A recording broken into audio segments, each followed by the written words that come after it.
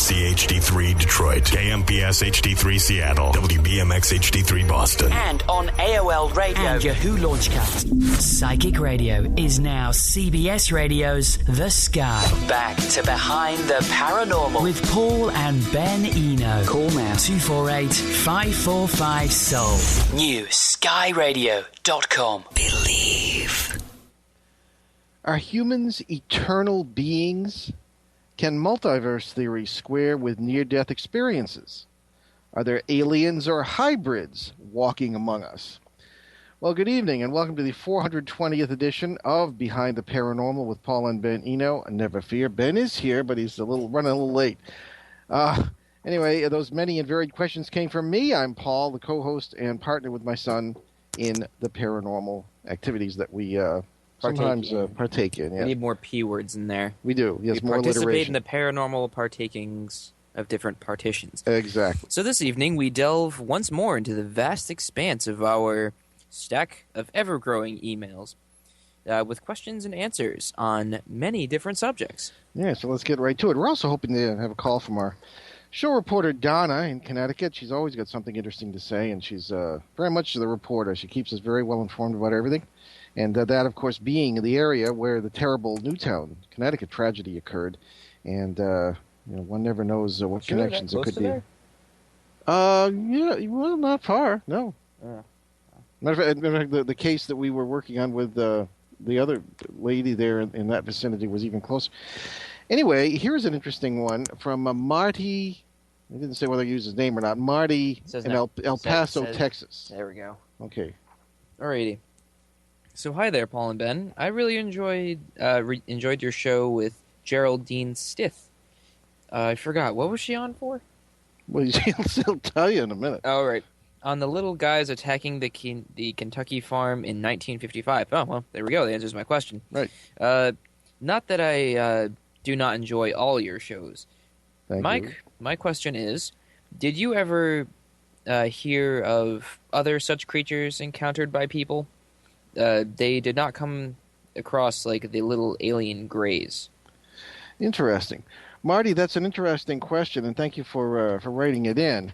I would have to say that the nearest equivalent I can think of was the Dover Demon, so-called. And Dover, Massachusetts is what, 15, 20 miles from where we sit right now? Or was it Massachusetts or New Hampshire? That was Massachusetts, 1977. Oh, well, I don't know. I wasn't alive. Right. Oh, yeah. Well, so you have a good excuse for that. Yeah. Okay. All right. Excuse to plead ignorance. Yeah. I had only a few months before that, been thrown out of the seminary for being involved in paranormal research.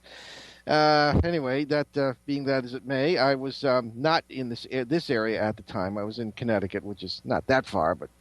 In any case, I do remember hearing about this case. The so-called Dover Demon was a small, whitish figure that I suppose kind of reminds me of the little so-called goblin figures that did. I don't think they really attacked the farmhouse, but the basic background is that in 1955, Geraldine, being our guest, was the daughter of this family. She herself did not witness it; she's too young, but she recounted the story, which has gone down in the history of the paranormal as one of the more interesting ones in Kentucky. Several of her, certainly her father and relatives, were in the house. It was a nighttime, I believe it was on a weekend, and there had been some UFO sightings in this area. And a number of small figures, maybe 3 feet high, were seen approaching the house. One of the interesting things was that the men went out with shotguns, and naturally they were terrified of whatever these were, shot at them, and the shots seemed to have no effect. I believe the report was that one or two of them were kind of knocked down but got right up again as if nothing really had happened.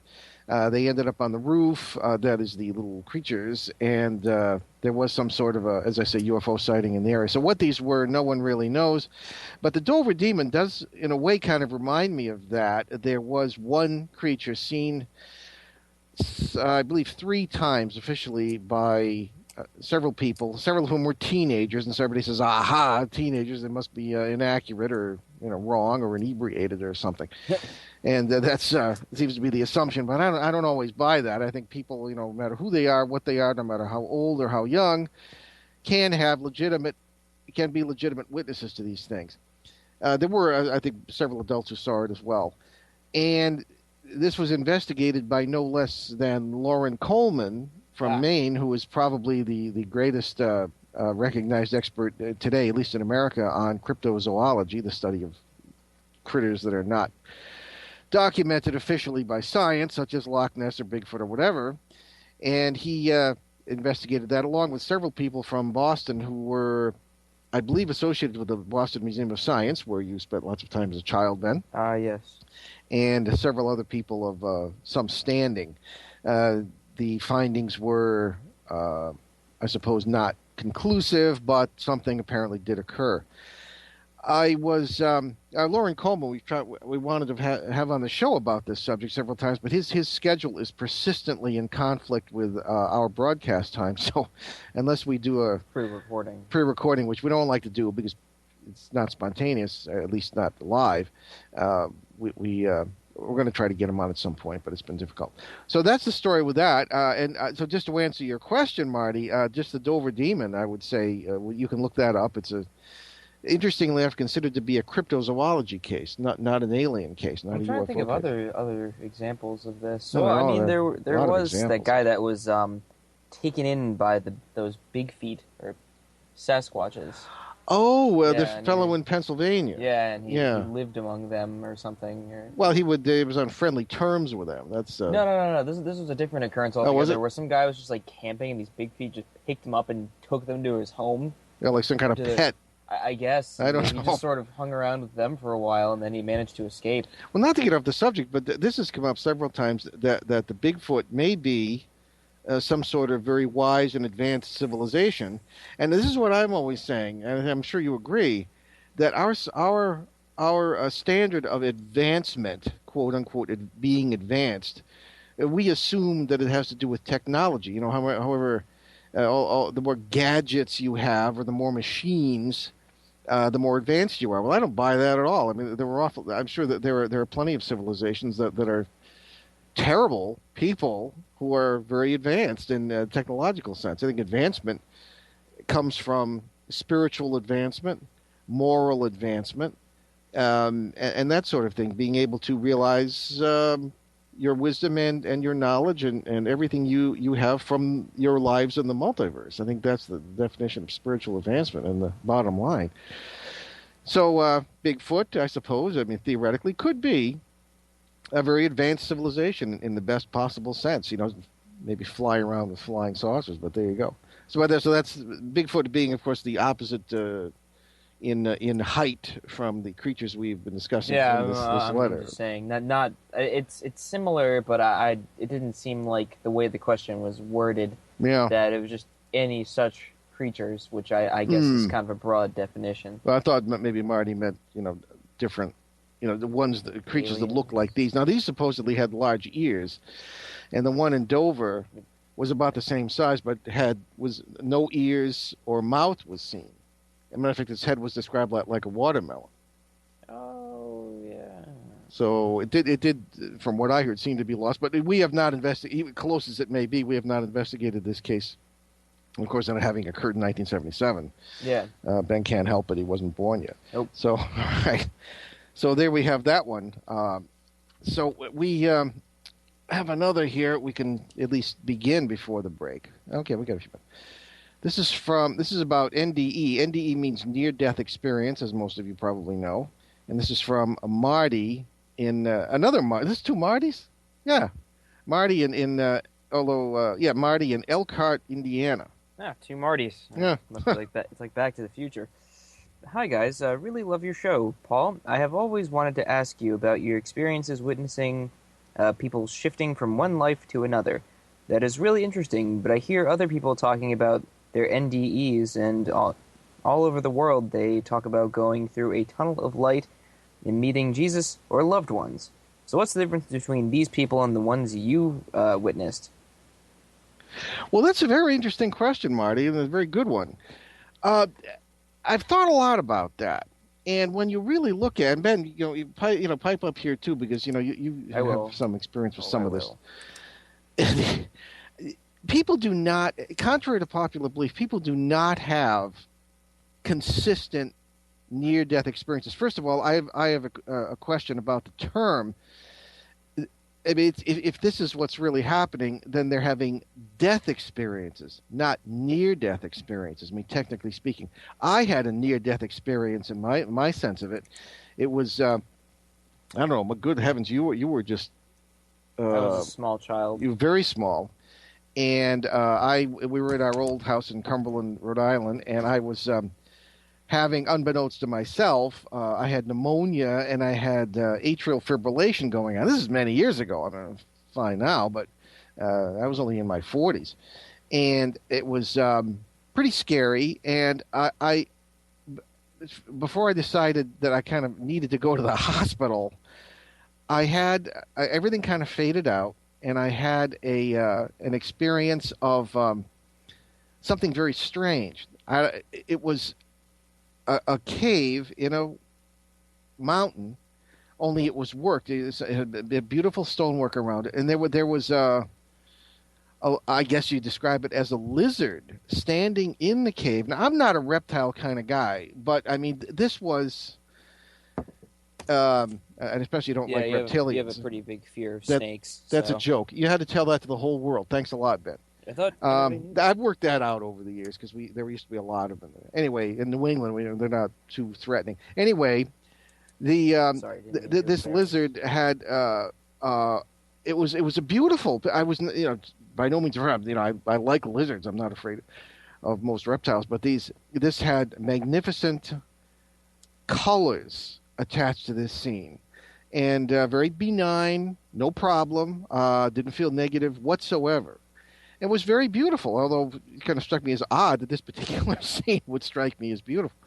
But it did. And then something told me, go to the hospital, stupid. So I believe it or not, got in the car and drove to the hospital myself, and I was in there for 10 days.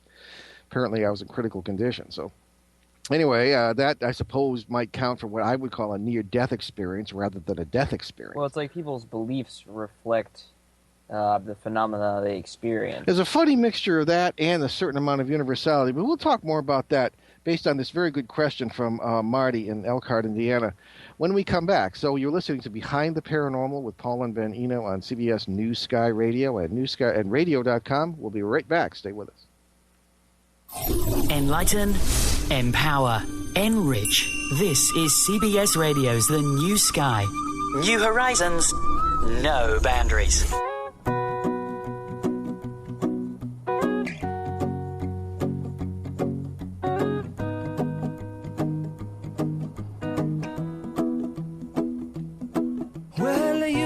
Done me and you bet I felt it. I tried to beat you, but you're so hot that I melted. I fell right through the cracks. Now I'm trying to get back. Before the cool done run out, I'll be giving it my bestest, and nothing's gonna stop me but divine intervention. I reckon it's again my turn to win some or learn some, but I won't hesitate no more, no more. It cannot wait. I'm yours.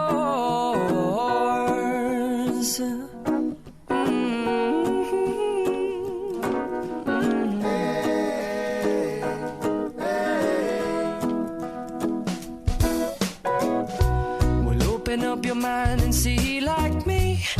Open up your plans and damn, you're free. I look into your heart and you'll find love, love, love, and love. Listen to the music of the moment, people dance and sing.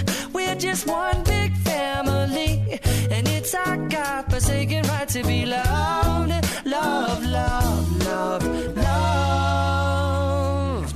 So I won't hesitate no more, no more. It cannot wait. I'm sure there's no need to complicate. Our time is short. This is our but do you want to come on? I scooch on over closer, dear, and I will nibble your ear. Soon to boom, boom, boom,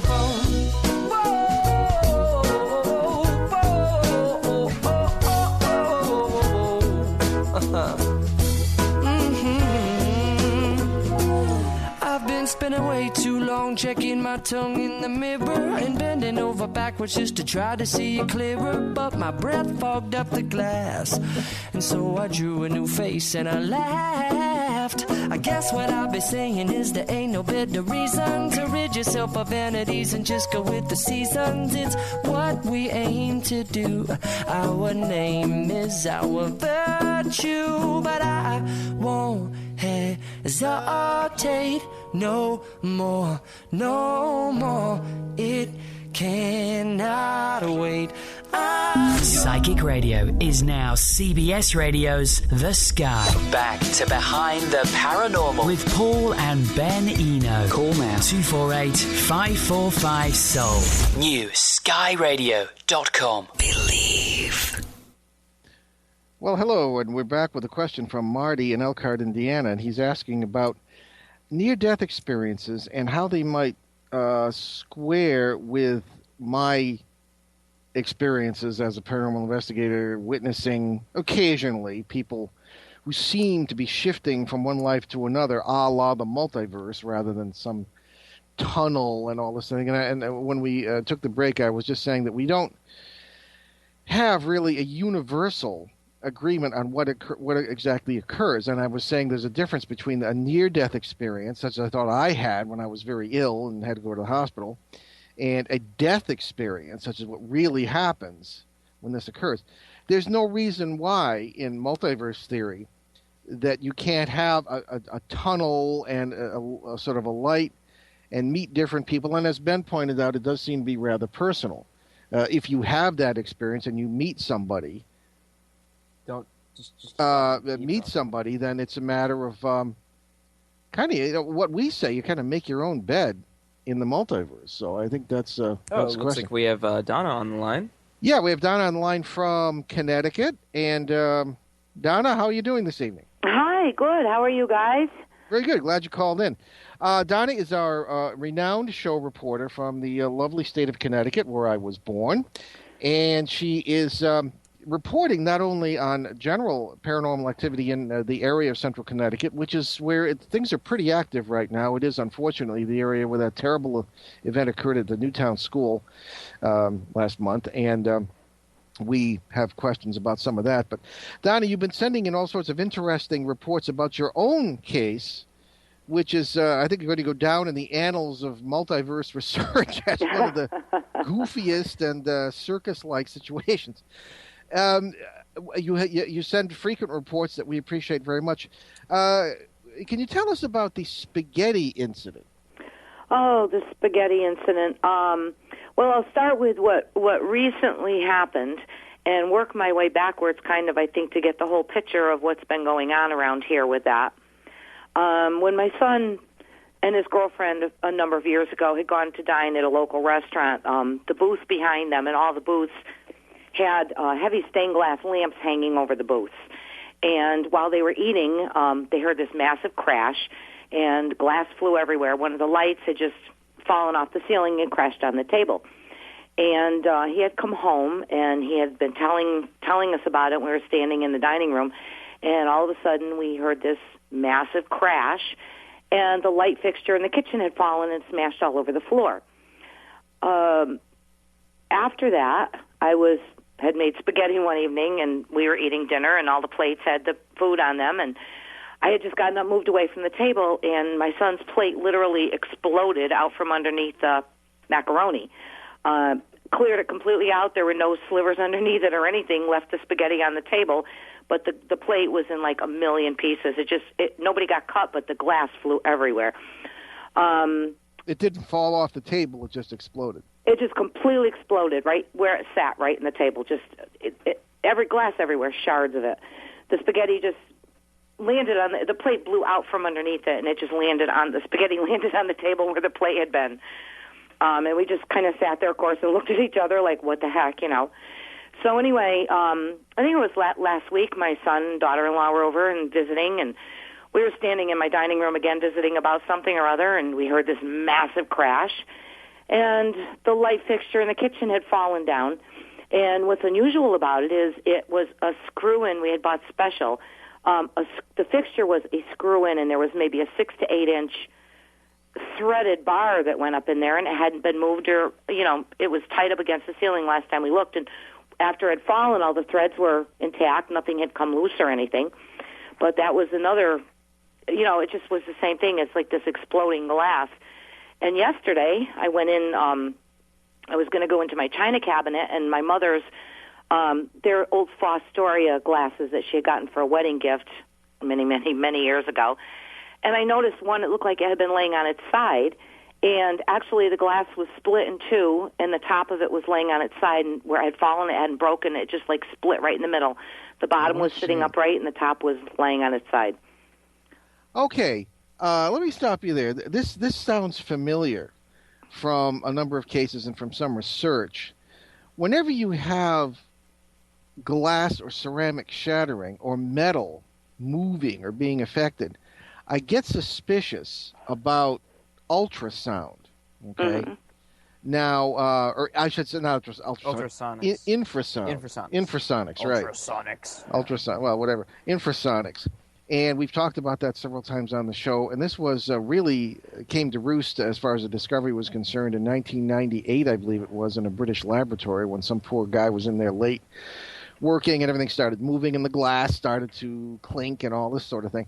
And they found out, after a great deal of trouble and research, that there was a faulty, some sort of faulty relay or something in the ventilation system on a fan, and it was sending out very, very high frequency, I should say low frequency sound that could not be really picked up by the human ear, but that affects things. Our question has always been, does this open the door to paranormal phenomena by way of thinning the boundaries between worlds, as we always talk about, and that kind of thing? Or is it just something that, to a certain degree, moves things or affects matter? And whenever you have glass shattering, you see somebody with a trumpet or a high-pitched, opera singer or something, and they see if they can break the glass, and sometimes it works. Well, this sound is generally outside the range, and it can affect things like that. So whenever I hear about glasses shattering, I wonder if it's not that. People immediately assume, aha, a ghost did it. Right. But I think that's a mistake. I very often when I've been in poltergeist situations, things have been moving or things have been thrown at me. I have not felt any presence, at least not there at the time. And I did, and that's so. I'm just speculating here, but that's my experience. So I think, given the nature of the place you live, and you know what I'm thinking too, Donna, is that you have this smart meter. Yes, they came in. They basically lied to us. I even called the water company. They're starting with the water meters. And I specifically told my husband to go down and check and make sure it wasn't a smart meter. And he came up from the basement, and he said it's not. They said it's not a smart meter. So, of course, I immediately went downstairs and took the number off the meter, the registration number, looked up their website, and it was "Welcome to the world of smart meters." Wow. And the water company. We've been hearing a lot about this. Yeah, the water company. I even spoke with a manager, and he was very argumentative with me, and he insisted that the frequencies or whatever they use, that they very definitely are not smart meters, but the website that makes them, or the company that makes them, says otherwise. Very interesting. Well, as I say, we've been hearing a lot of people have been writing in about this. Of course, we've been talking about it, and particularly about your case. And again, nobody really knows, but the electropollution problem has come up again and again in reference to studies of human behavior. And in your area in particular, your vicinity is the one where the a number of strange behaviors have been reported. I mean, not least of all the Newtown incident, right? And secondly, certainly the driving situation reported to us. And correct me if I'm wrong, but there were people driving on the wrong side of the road for apparently no reason. That's still occurring. It's still occurring. We've had quite a few crashes and accidents in the last few months where people are actually driving northbound in the southbound lane, east in the westbound lane, that type of thing. And it all seems to be beyond the statistical curve from what we can see. And, this right. is not the sort of thing happen in your average town. It happens in groups, and it goes on for maybe a couple of weeks, and then all of a sudden you won't hear about it again, and then there's a rash of them. They're not spread out. It's very odd the way I follow this kind of thing because I see a pattern in it. Mm-hmm. So I notice it more often, maybe. Okay. Can you tell us more about the pattern you see? Because we see it too, but you're very articulate about that. Right. Well, I notice things like obituaries, mm-hmm. and it seems very odd. You get to a certain age and you do. I know. I know, but it seems very odd to me that there'll be a rash of young people that pass away, and it always says unexplained or natural causes, and they're all like, well, maybe not to a young person, they're not young, but I would say in their 40s, even their 30s.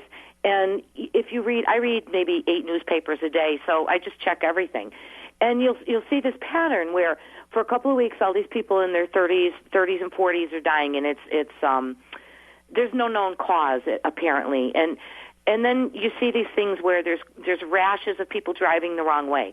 And I had reported before the rash of people just driving off the road around here and just driving into trees. Mm-hmm. And there seems to, it's odd. It's almost like, I hate to say this because it sounds so conspiracy theorist, but it's almost like people don't know what they're doing. Like mm-hmm. somebody's driving their car, or somebody, it's the whole country doesn't seem like it knows what it's doing these days. Right. No, I agree. I agree with that. But it seems like something has taken over them. They just don't even know what they're doing at that moment, and that's what I find so odd. Yeah, and I think you're right. And when we've of course been there on a number of occasions, both with your case and then as it expanded out to include sort of a triangle, as we believe. And like Ben, when we were out doing the pilot with the producer and the director there, it's funny, we've never been able to get our hands on that footage. Nope. I've asked several times, and the director is a great guy. I mean, he's well known, and he's a well known documentary director and producer, and he's not the sort of guy who would just ignore us or pull the wool over our eyes. But it was never turned into a show because we constantly hear from the networks or wherever that we are, quote, or in so many words, too intelligent, unquote. And that's another story. But we noted the number from my military experience. I noted the number of what appeared to be sensors and microwave devices in a completely rural area. Right, that back dirt road that had the up on the pole there. Yeah, and the military activity that was in the area before, and all this kind of it's too suspicious to me. Well, where there's smoke, there's fire generally. Well, that's true, and plus the UFO activity. Well, it's almost as if it's too obvious. Yeah. Like, do you know what I'm saying? Like, it's just stupid what they're doing. It's just like it's so obvious. I don't know. You wonder because the interference we have on the show. The Rendlesham guys are always pointing that out when they're on, and that didn't happen last week. Which Rendlesham guys? The actual witness, the Air Force witnesses to the Rendlesham UFO case in England. Well, for example, Colonel Halt. Particularly moles. Larry Warren, Jim Peniston, John Burroughs. When we had the panels a few years ago, I don't know. I don't really feel very comfortable with them myself. Okay, well, you did, but you didn't cause the interference. Like I said, it's just really, really, really obvious, as if it's trying to draw attention. Yeah, exactly. Yeah, true. So in any case, this is not limited to Central Connecticut. This is a universal problem. And whatever's going on, it just seems to be very sinister to me. And I've never been a conspiracy theorist, but I think I'm getting there. Maybe it's because I'm getting older. But some of the information that we receive from people I trust, including Donna. I think, Paul, a lot of this is what they say, it's hidden in plain view. Exactly, yes. Yeah. And that's what you do in military intelligence. Right. You hide things in plain view. You give accurate information from inaccurate sources and vice versa. Keep them guessing. Because they figured out in the 60s you can't keep secrets anymore. Nobody keeps their mouth shut. So you give false information, and it provides almost better security.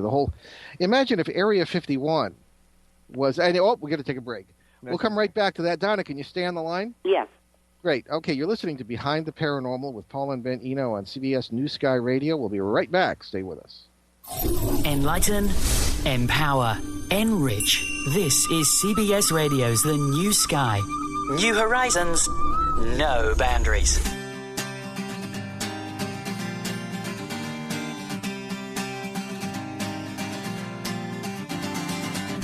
Rain, rain on my face. Hasn't stopped raining for days. My world is a flood. Slowly I become the one with the mud. But if I can't swim after 40 days and my mind is crushed by the crashing waves that me up so high that I cannot fall, let me alone. Lift me up when I'm falling. Lift me up when we can die. Lift me up, I need you to hold me. Lift me up, keep me from drowning again.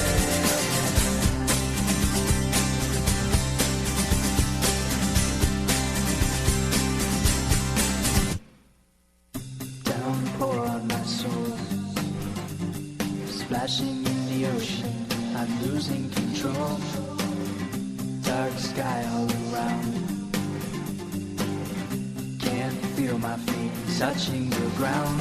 But if I can't swim after 40 days and my mind is crushed by the crashing waves that me up so high that I cannot fall, let me alone. Lift me up when I'm falling. Lift me up, we can die. Lift me up, I need you to hold me. Lift me up, keep me from drowning again.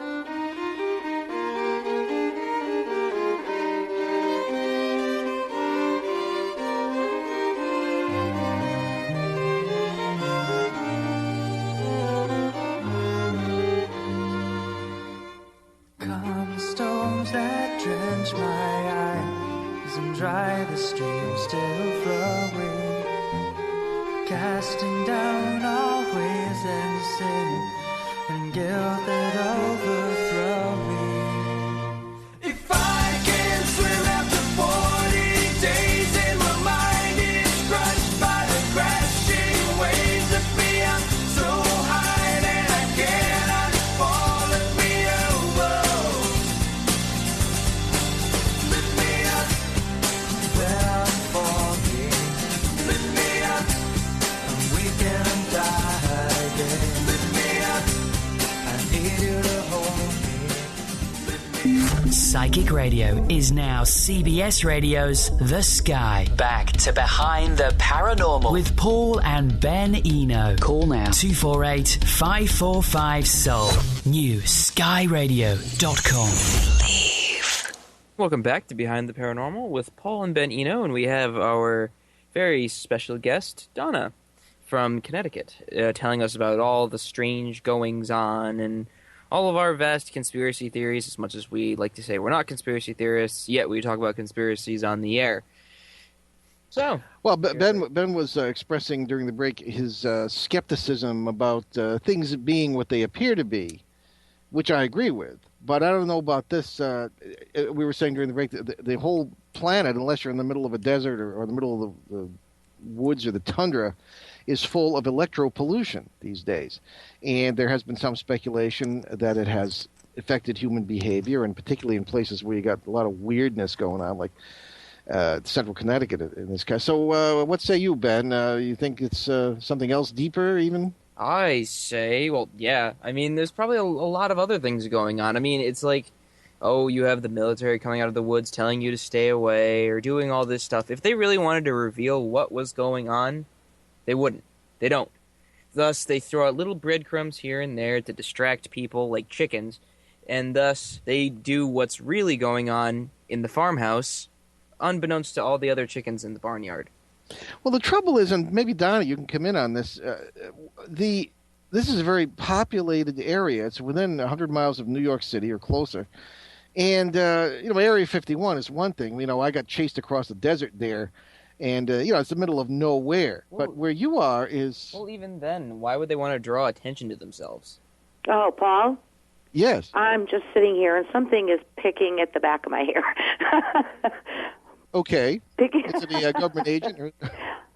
I felt that over the years. I mean, it's just an odd feeling, It's like lifts your hair up and puts it back down again. So everybody wants to get into the act. Probably one of your ancestors. Could be. We did find out we're distant cousins, so maybe it's one of our ancestors. It could be. Hey, let me get on the show. But again, this is another thing that's common with infrasound experiences. People feel stuff on their skin and the back of their heads, and it's not an entity at all. It's this weird sound phenomenon known as infrasonics. It's well known and pretty strange, but it can really creep you out. So well, we've had a few multiverse experiences over the last a couple of months or so. We had a quiet period, and then as usual it picks up again. But the booms coming out of the floors, and I actually heard a flute playing upstairs one morning, and one night I woke up and heard a harp playing. The night Philharmonic in there. Yeah.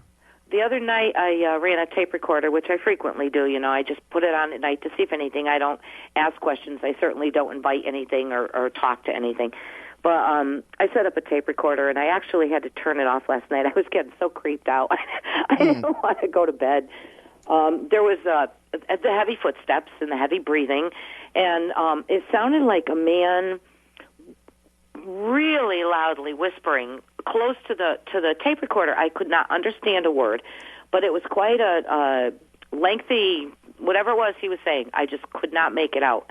But I normally don't get bothered, but I was up alone in a big old house, and I think I'm just going to turn this thing off right now and not listen to it anymore because I knew I had to go to bed and I might hear it after I went to sleep or something.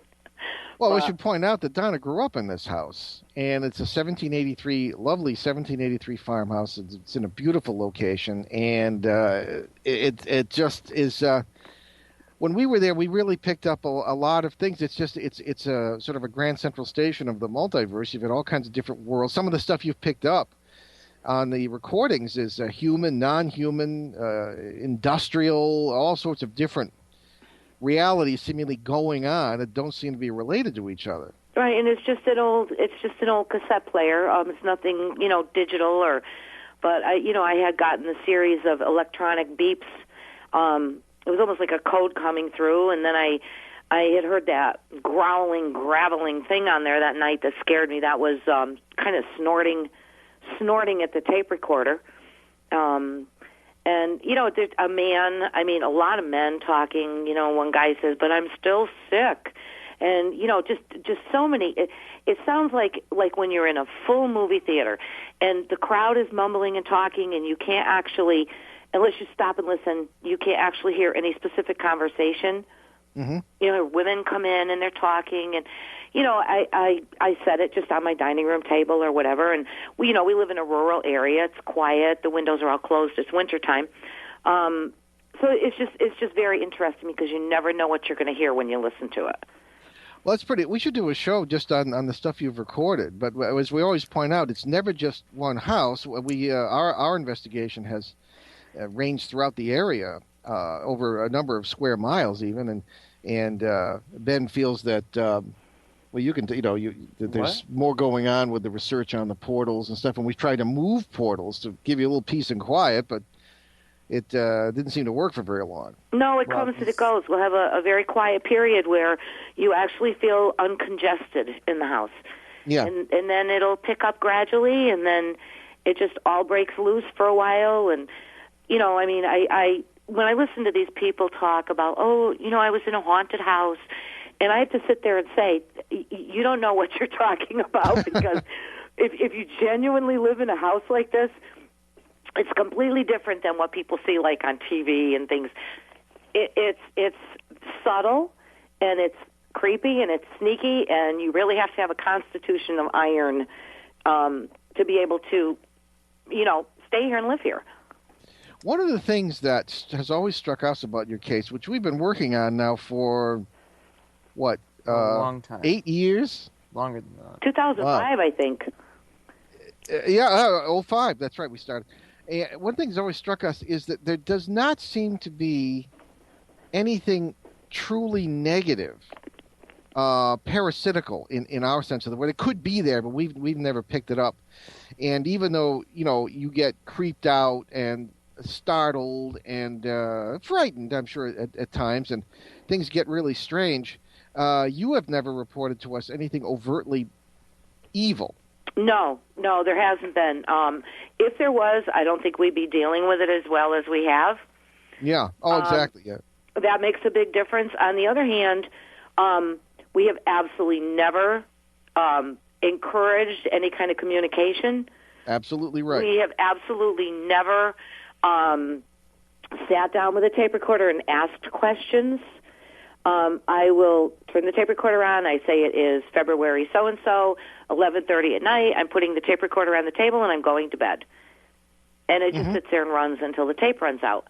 So what I'm basically doing is overhearing. Yes. Well, you are the poster girl for this show, I think. You handle things well. You live in a place such as we always talk about, and and I think the reason you have nothing evil going on is that you are such wonderful and positive people, and such a great family, and your husband is just you're both sweethearts, and we love you a lot, and we just really appreciate your reports, and we're with you. I wish we lived closer, but so just on the before we let you go, Donna, and we do appreciate the call, was this whole Newtown thing is bothering everyone, naturally, and we just can't help but think that who knows that kind of negativity can manifest in an area like yours.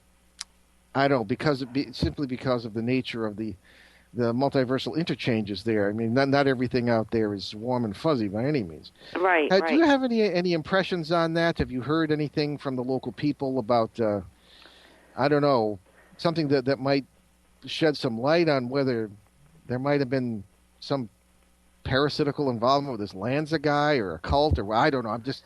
No, that hasn't gone. That, as far as I know, and all the people I've talked to in the local newspapers, has never been brought up. Okay. I haven't read one article. There's a lot of questions. There's a lot of questions that are not forthcoming, which are causing a lot of suspicion. Everybody has their own opinion, I believe. It was a tragedy, but it's the people that I talk to in the whole area that I know, without question, they all say the same thing. They just want more information. Yeah, that seems to be the theme of this whole thing. While everybody is grieving and it's still fresh and everyone's upset and it was a tragedy, people just want to know. And they don't feel like they really are getting... I mean, maybe they don't need to give us all the answers to a lot of things because it's not pertinent at this point. Yeah. But we're all with you folks, especially here in New England. We all really felt it. We all knew someone. It was just off. Ben, do you have any final comments before we? Not that I know. Let poor Donna go. Donna, thanks for calling in. We love you, kid. Yes. Okay, you too. Bye bye. Okay. Bye. Okay, we're about to take another break. It is Behind the Paranormal with Paul and Ben Eno on CBS New Sky Radio and radio.com, WOMC Detroit. Check that out. If you don't have anything else, they can pick us up. We'll be right back with more of our emails on Behind the Paranormal. Stay with us. Enlighten, empower, enrich. This is CBS Radio's The New Sky. New horizons, no boundaries.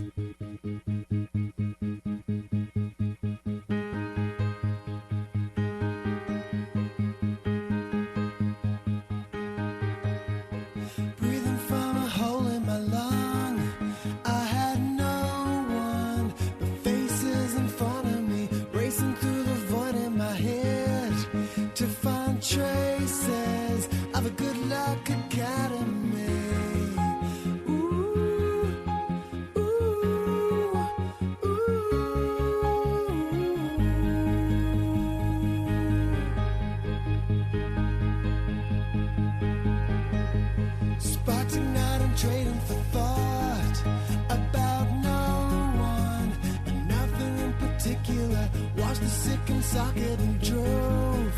Resent nothing. There's goodwill inside of me.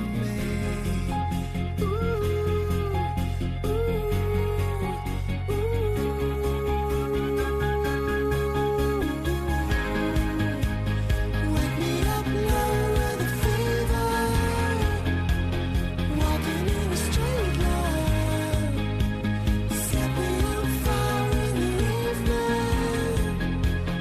Everything will be fine. Waking up strong in the morning. Walking in a straight line.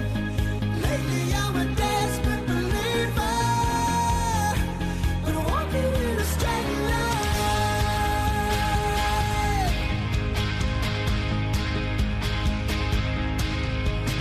Something I'll never forget. I felt desperate, stuck to the marrow, invisible to everyone else. I'm a sex change and a dancer with no heroin.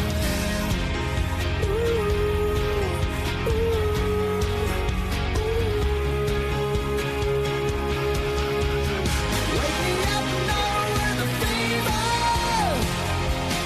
Walking in a straight line. Set me on fire in the evening. Everything will be fine. Waking up strong in the morning. Walking in a straight line. Lately I'm a desperate believer. Walking in a straight line.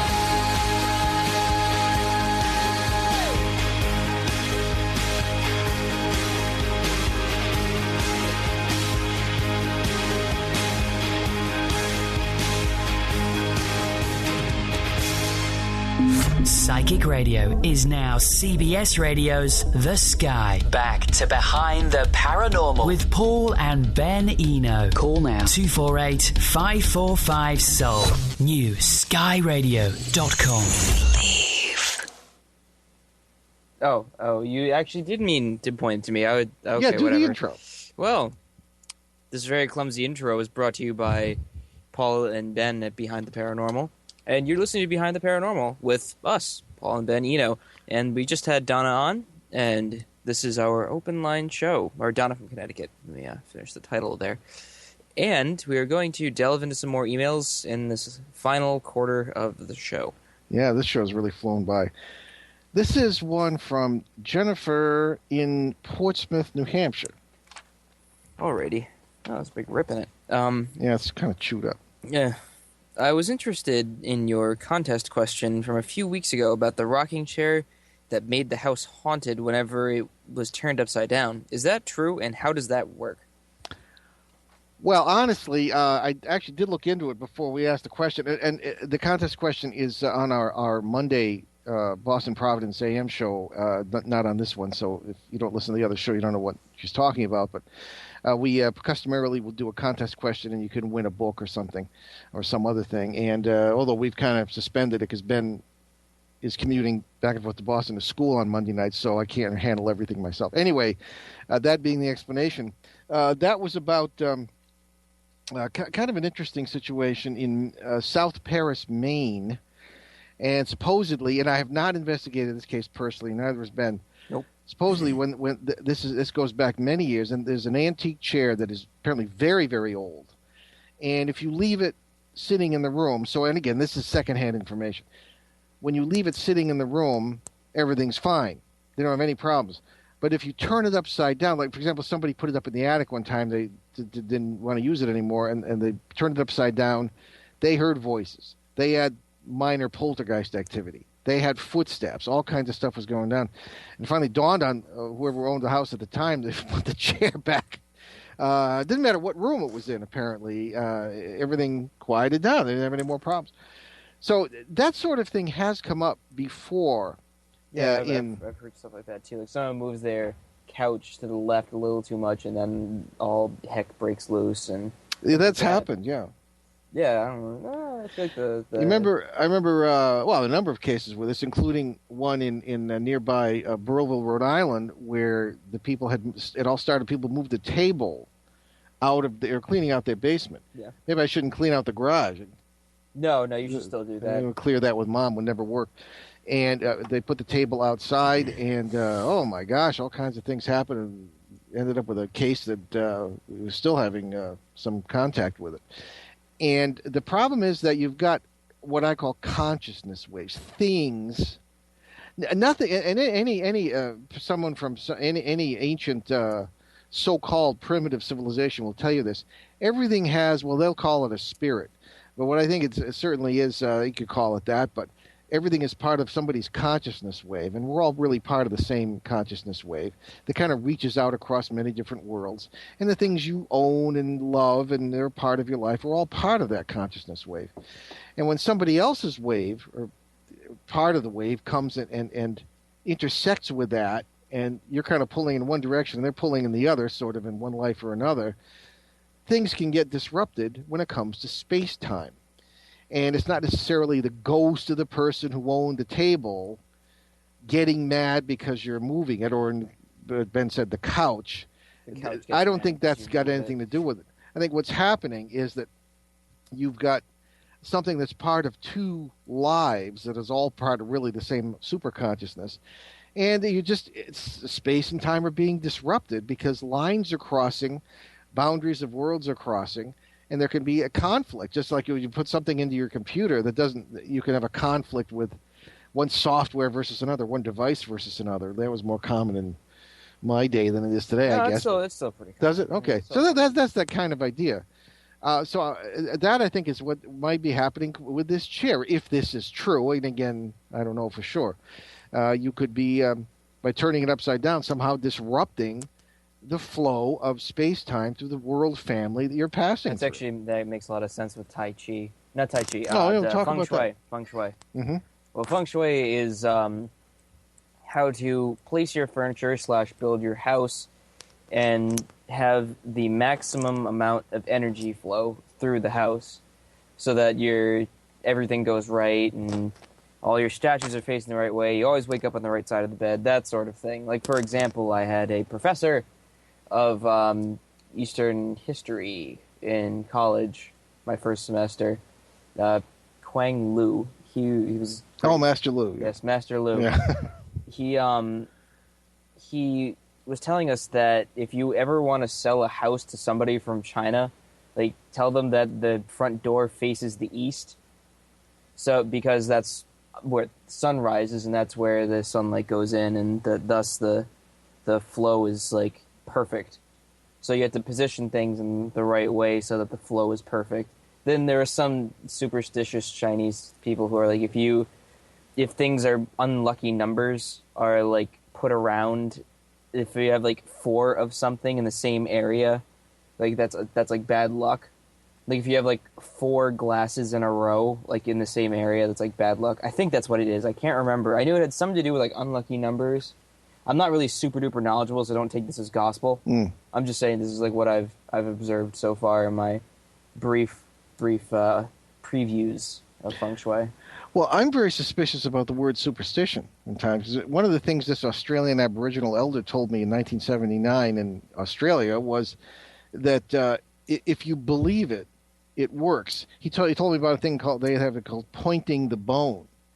And that's why it's impolite to point your finger at somebody, because in the ancient times you were putting a curse on them if you did that. Oh, really? Yeah. There are reasons for all these little customs and beliefs. To like why like you shouldn't let a witch like point you or something, and they like point really weird. Yeah, or the evil eye or whatever. But the pointing the finger.